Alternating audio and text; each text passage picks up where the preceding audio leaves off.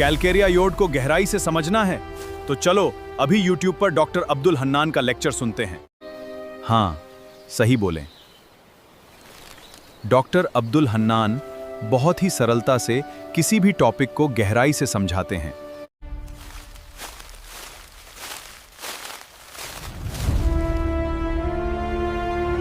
ये बात है होम्योपैथी की। बात हो रही है कैलकेरिया आयोड की। कैलकेरिया आयोड एक बहुत ही महत्वपूर्ण होम्योपैथिक मेडिसिन है जो कि खास तौर पर उन बच्चों और बड़ों में काम आती है जिनकी गर्दन की गांठें बढ़ जाती है, टॉन्सिल्स बार बार सूज जाते हैं, बार बार टॉन्सिलाइटिस की कंडीशन आ जाती है, एडिनोइड्स होते रहते हैं और थायराइड ग्लैंड का आकार बढ़ जाता है और बार बार सर्दी जुकाम होता रहता है। इसके साथ साथ यह उन बच्चों के लिए बहुत मुफीद है जो शरीर से थोड़े मोटे लेकिन ढीले ढाले होते हैं, जल्दी जल्दी ठंड पकड़ लेते हैं, नाक हमेशा बंद रहती है, मुंह खोलकर सोते हैं और खर्राटे लेते हैं। खैर, ये सभी कुछ मोटे मोटे उसके कॉन्स्टिट्यूशनल सिम्टम्स हैं।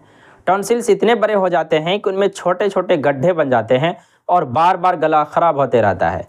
यह दवा किशोरावस्था में यानी कि एडोलेसेंस एज में थायराइड बढ़ जाने, जिसे घेंगा ग्वाटर बोलते हैं, उसमें भी उपयोगी साबित हो सकता है। नाक में मांस बढ़ जाना जिसे पॉलिप बोलते हैं, नेजल पॉलिप, इसके साथ साथ कान में मांस बढ़ जाना, लगातार छींक आना, नाक की जड़ पर भारीपन और येलोइश डिस्चार्ज निकलता हो, ये सब इसके प्रमुख लक्षण हैं।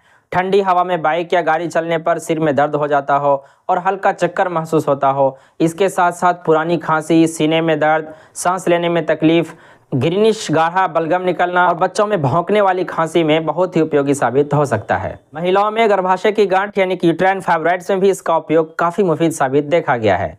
स्किन पर पुराने सूखा घाव, खासकर वेरिकोज वेन के साथ बहुत पसीना आना, त्वचा का फटना, स्किन का क्रैक होना, तांबे जैसे रंग के दाने, सिर पर पपड़ी, दाद, फफूंदी यानी कि फंगल इन्फेक्शन और बाल झरना इसके महत्वपूर्ण लक्षण हैं। अगर किसी मरीज को बार बार जुकाम होता हो, टॉन्सिल और एडिनोइड्स भरे हुए हो, गर्दन की गांठें सूजी हुई हो, थायराइड बढ़ गया हो, पीले रंग का अधिक स्राव निकलता हो, शरीर ढीला ढाला हो, तो कैलकेरिया आयोड बहुत ही असरदार साबित हो सकती है। अगर बात करें इसके पोटेंसी की, तो कैलकेरिया आयोड का आमतौर पर 3x 6x पोटेंसी में इस्तेमाल मिलाना काफी मुफीद साबित पाया गया है। मोटे मोटे तौर पर अगर बात करें तो अगर किसी के इनलार्ज टॉन्सिल्स या इनलार्ज सर्वाइकल ग्लैंड्स इस तरह की कंडीशन पाई जाती हो, बार बार छींक, सर्दी जुकाम, एलर्जी कंडीशन हो, तो उस कंडीशन में कैलकेरिया आयोड का इस्तेमाल किया जा सकता है। उसके साथ साथ यूट्राइन फाइब्रॉइड्स अगर हो गया हो किसी को या थायराइड हो गया हो, तो इन सब केस में कैलकेरिया आयोड का इस्तेमाल काफ़ी मुफीद साबित पाया गया।